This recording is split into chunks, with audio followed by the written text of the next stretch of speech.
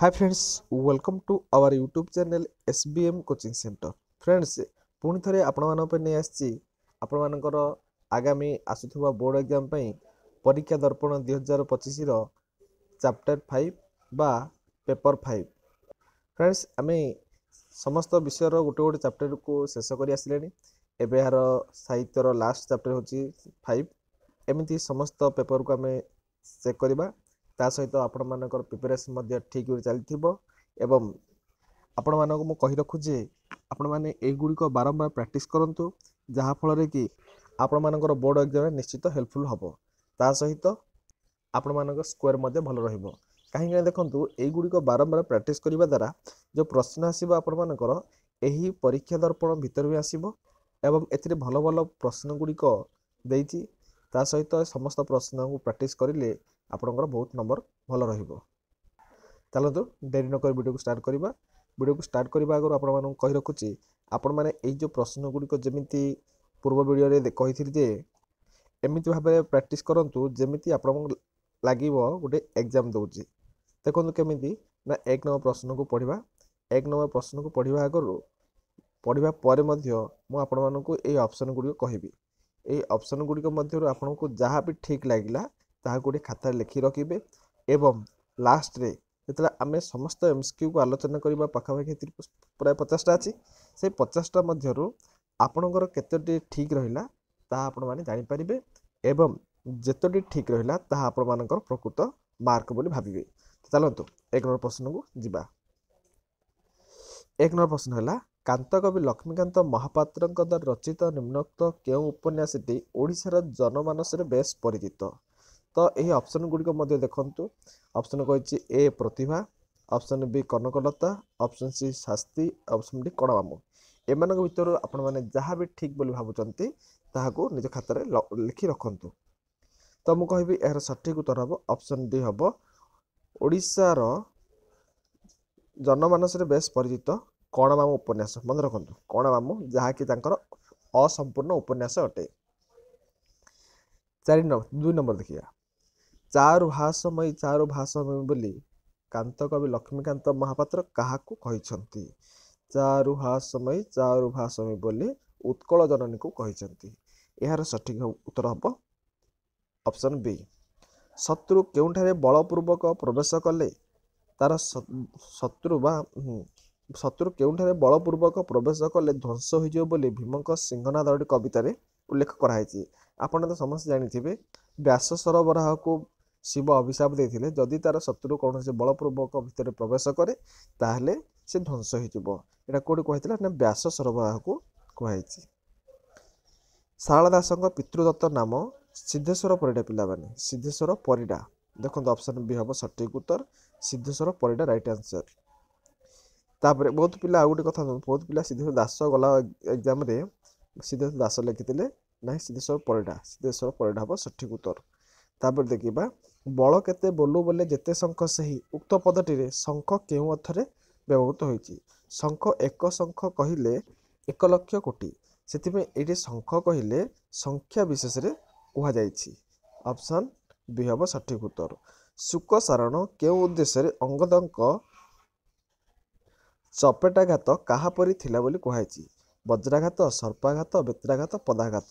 ବଜ୍ରାଘାତ, ଅଙ୍ଗଦର ପ୍ରହାରଟା ବଜ୍ରଘାତ ସହିତ ସମାନ ଥିଲା ବୋଲି ଶୁକସାରଣ କହିଛନ୍ତି। ଦିଗାଙ୍ଗନା ଜ୍ୟୋତ୍ସ୍ନା ଦୁକୁଳ ବାସିନୀ, ଏହି ପଦରେ ବ୍ୟବହୃତ ଦୁକୁଳ ଶବ୍ଦର ଅର୍ଥ କ'ଣ? ଦୁକୁଳ କହିଲେ ପାଟ ବସ୍ତ୍ର। ମନେ ରଖନ୍ତୁ, ଅପସନ୍ ଡି ହେବ ସଠିକ୍ ଉତ୍ତର, ପାଟ ବସ୍ତ୍ର। ମହା ଉଲ୍ଲାସରେ ମୀନଜୀବୀମାନେ କ'ଣ ଟେକି ଆସନ୍ତି? ଦେଖନ୍ତୁ, ମହା ଉଲ୍ଲାସରେ ବା ମହା ଆନନ୍ଦରେ ମୀନଜୀବୀମାନେ ପଟ୍ଟିକାକୁ, ଏହି ଯେଉଁ ନୌକାର ପଟ୍ଟିକା ଥିଲା, ଏ ପଟ୍ଟିକାକୁ କ'ଣ କରନ୍ତି? ଟେକି ଦେଇକରି ଆସନ୍ତି। କୋଉମାନେ? ନା ମୀନଜୀବୀମାନେ।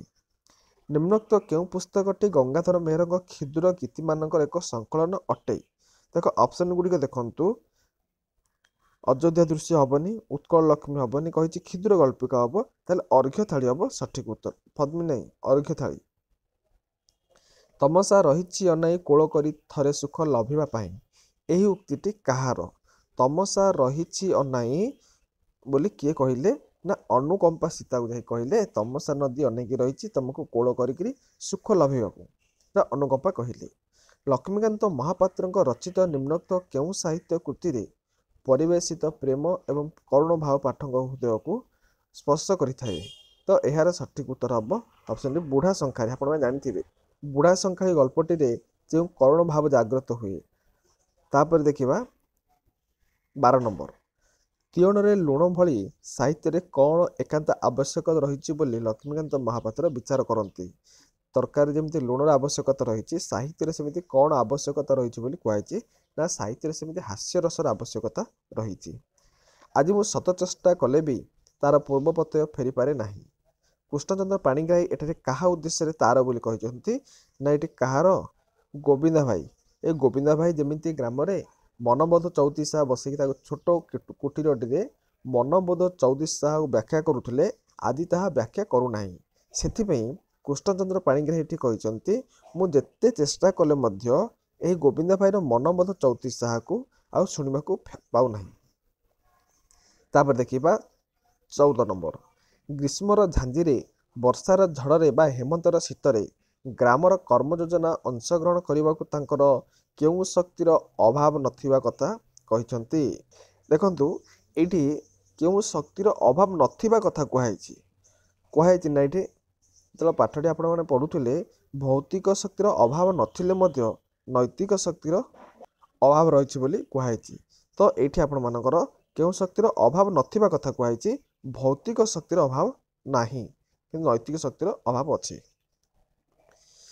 ଆମମାନଙ୍କର କଳାବିଦ୍ୟା, ଦର୍ଶନ, ମନସ୍ତତ୍ତ୍ୱ, ଇତିହାସ ପ୍ରଭୃତି ପ୍ରତ୍ୟେକ କାହାର ଅନ୍ତର୍ଗତ ବୋଲି ବଂଶୀଧର ସାମନ୍ତରାୟ କହିଛନ୍ତି?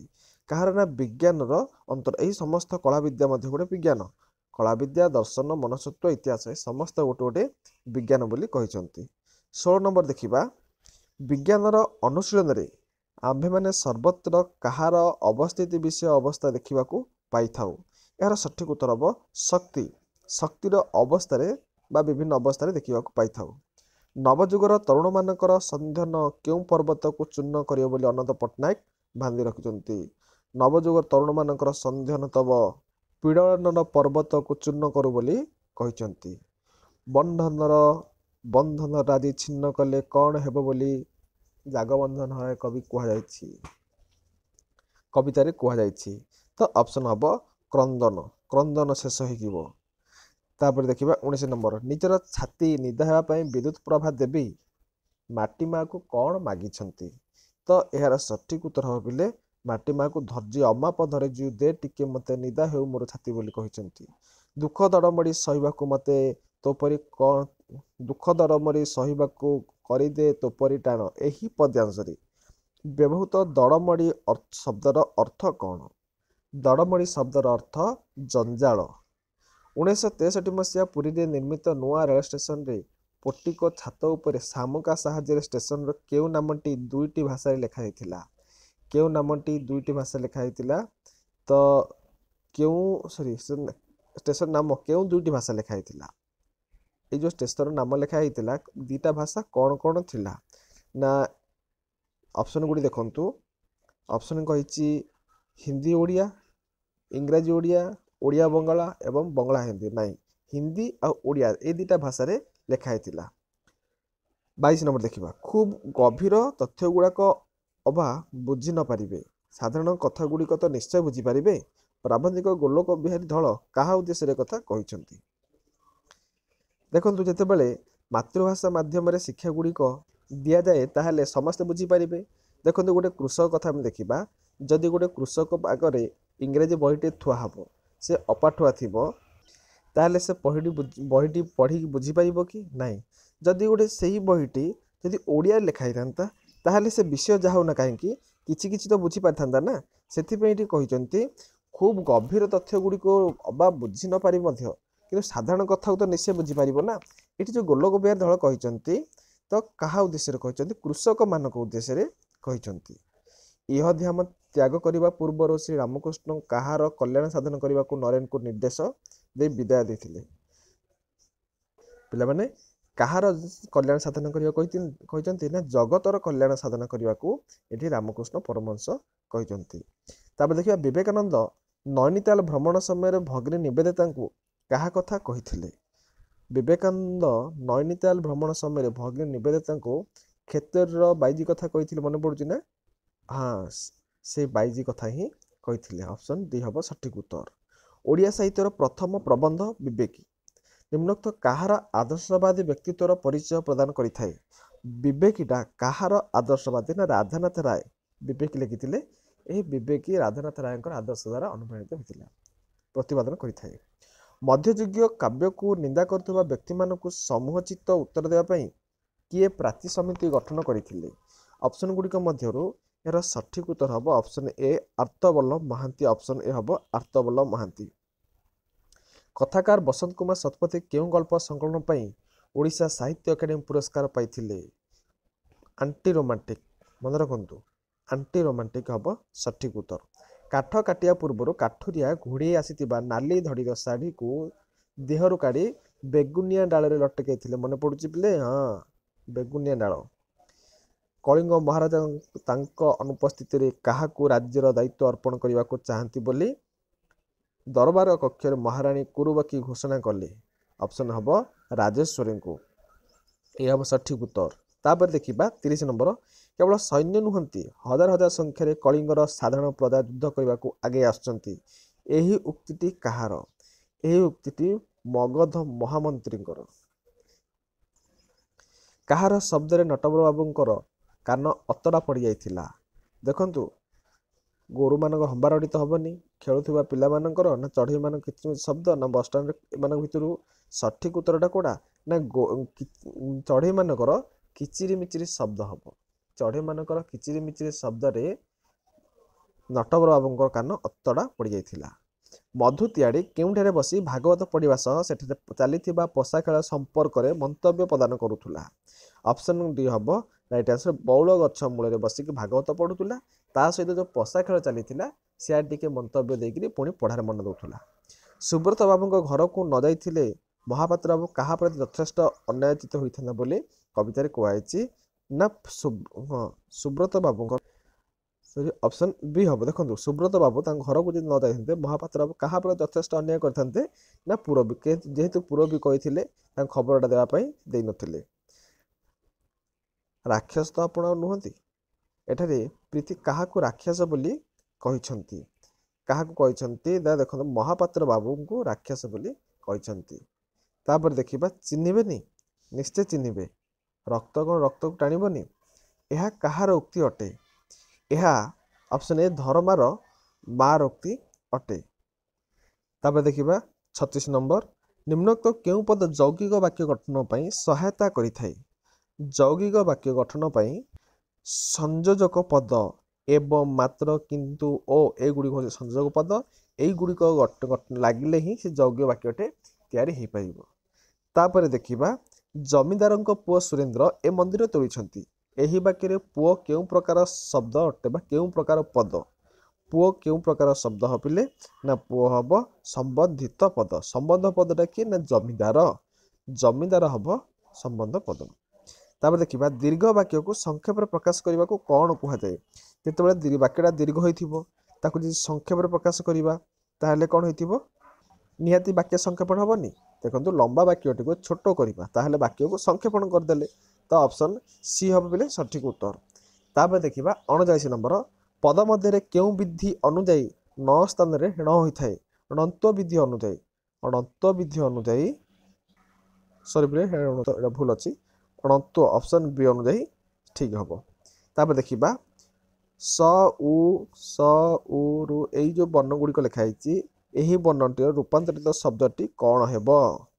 ଦେଖନ୍ତୁ, ଏଇଟା ହେଲା, ପ୍ରଥମେ ଦେଖିବା ସ ହନ୍ତ ଉ, ତାହେଲେ କ'ଣ ହେଲା? ସୁ ହେଲା। ଆଉ ଥରେ କହିଲା ସ ହଳନ୍ତ ର ହଳନ୍ତ ଦୀର୍ଘ ଉ କହିଛି, ତାହେଲେ ଶ୍ରୁ। ଦୀର୍ଘ ଉ କହିଛି, ଦୀର୍ଘ ଉ ଲାଗିବ, ତାପରେ ସା ଲାଗିବ, ଏମିତି ହେବ। ଏଇଟା କେଉଁଟା ଦେଖିଲେ? ପ୍ରଥମେ ହସ ଉକାର, ତାପରେ ଦୀର୍ଘ ଉକାର କେଉଁଟା ହେବ? ଅପସନ୍ ସିଟା ହେବ ସଠିକ ଉତ୍ତର। ତାପରେ ଗଣେଶ, ଏଠାରେ କେଉଁ ପ୍ରକାର ଅଶୁଦ୍ଧି ରହିଛି? ଗଣେଶ ଗଣଯୁକ୍ତ ଇସ ହେବା କଥା, ତ ଏଠି କ'ଣ ହେବ? ସନ୍ଧିଗତ ଅଶୁଦ୍ଧି ରହିଛି ପିଲେ। ତାପରେ ଦେଖିବା ନିମ୍ନୋକ୍ତ କେଉଁଟି ଶୁଦ୍ଧ ଶବ୍ଦ? शुद्ध शब्द बोली पिले कही ना शुद्ध विसर्ण हबनी विसर्ण एस हबनी विसर्ण मध्य हबनी ऑप्शन बी हब सठिक उत्तर विसर्ण हब। उषुना धान गजा हेबा एही रूढ़ीटीर अर्थ कौन देखो उषुना धान गजा हेबा अर्थ असंभव कथा को संभव करवा। तापर देखिबा छोट कथा को बड़ करवा पचरा जाउथबा रूढ़ीटी कौन हेबो छोट कथा को बड़ करवा तिल को ताल करवा मन रखु छोट को बड़ करवा जहाँ तिल को ताल करवा ताहा लोक मुखरे जुग जुग धरी चली आसुथुबा विभिन्न परिस्थिति प्रयोग करा जाउथुबा विशेष उक्ति गुडी को कौन कुहा जाए लोक मुखरे जुग धरी आगु चली आसुथि एही जो उक्ति गुडिक को कौन कहबा बोली कहचंती लोकवाणी कहबा। तापरे 46 नंबर कवितुंड मेंढामुंड एही लोकवाणीटीर अर्थ कौन कवितुंड मेंढामुंड जाहले आर्ष वचन बा दृढ़ वचन कहबा। नेक्स्ट बलराम दासंक दांडी रामायण नहीं कौन केउं छंदरे रचित बलराम दांडी रामायण लिखिथिले आपण माने जानिचंती दांडी रामायण अक्षर संख्या असमान कि दुईटा पादरे गोटे पाद हुए ताहले से के वृत्त हबो दांडी वृत्त हबो। दुई पादरे गोटे पद हुए प्रति पादर अक्षर संख्या 12 एवं पादर तृतीय षष्ठ नवम एवं शेष पादर उपरे संख्या उपर जतिपात हुए तेबे एही छंदर नाम कौन पिले एही छंदर नाम हम आप जानते दुईटी पादरे गोटे पद ताहले प्रति पादर अक्षर संख्या 12 12 एडार 12 हम एडा 12 हम ता नटबाणी निहाती हम। साहित्य को सरस सुंदर रमणीय करने को जो सौंदर्यवर्धक उपादान आवश्यकता रही ताहाकू कौन कुहा जाए ताहाकू अलंकार कुहा जाए ऑप्शन सी हम सठिक उत्तर अलंकार। कलुष पंके मुई केड़े मलिन केमंत सरितोर हेबी नलिन एथिरे केउं प्रकार अलंकार प्रयोग करा जायछि एथिरे पिला माने रूपक अलंकार प्रयोग करा जायछि।